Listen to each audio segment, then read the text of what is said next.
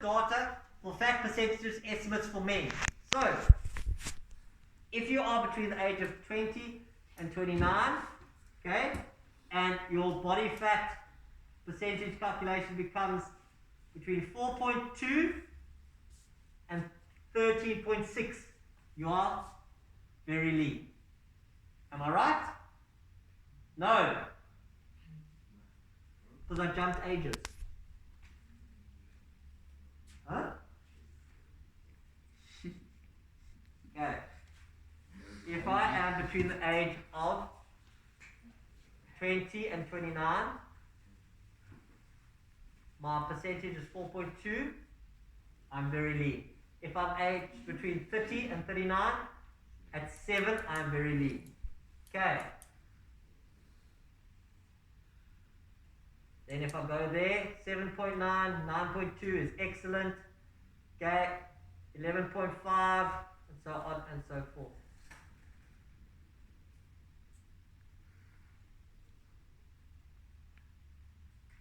What do they mean by lean? Everyone's lean is different. Okay. But that's the whole thing. It's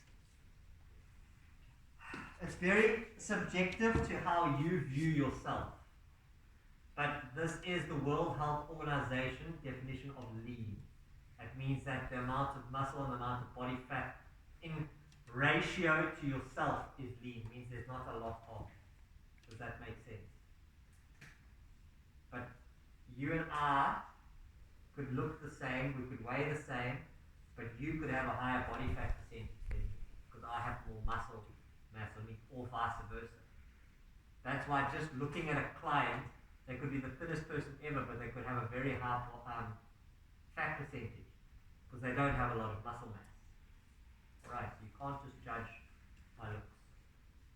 So go have a look at this table, go see what it's all about. Any questions? I think I'm going to stop there today because I think we've done a lot.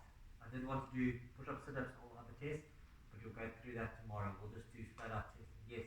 Guys, the normative data, these tables, they're fantastic to look at, right? But the thing is, when you are doing your screening and testing forms, and we ask you to please comment on your results, I don't want your opinion. That's not what I want. I want this. Yes. I want facts. Okay, the person's body weight is X amount. What does that mean according to normative data? I'm very happy that you think, oh, the person's healthy. That's great.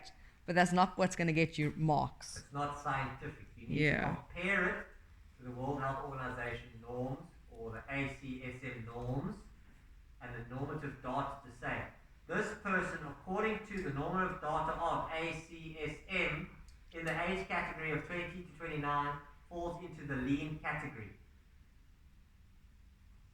Make sense? Okay, so you need to interpret your results. You can't just put a number like 36. Sure. 36 what? What does it mean? How do you give a recommendation?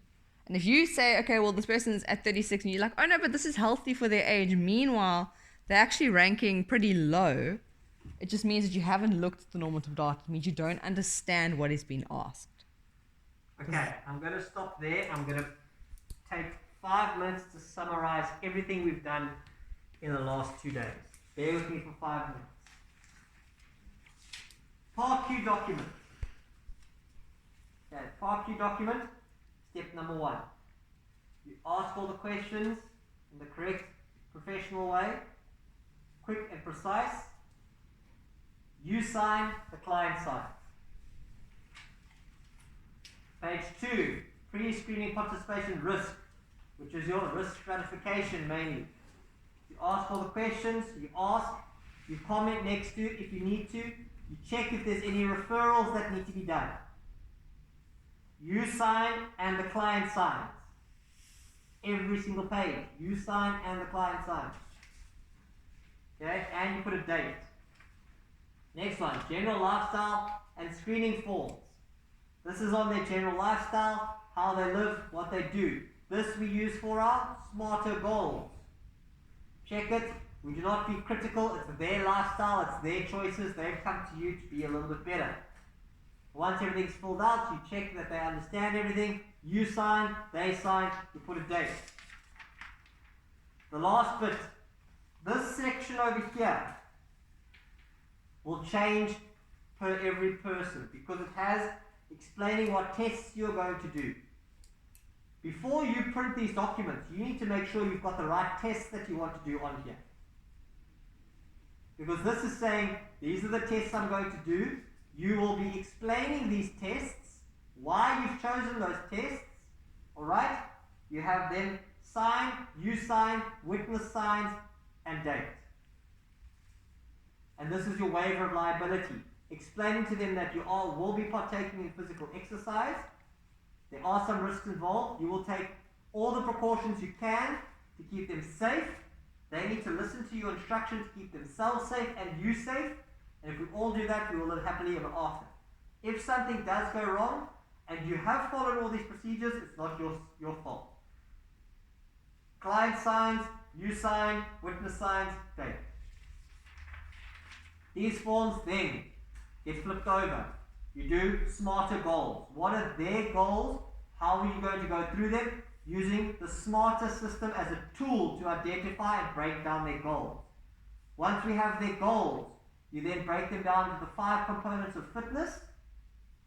And using the FIT principles, you develop a basic program going forward.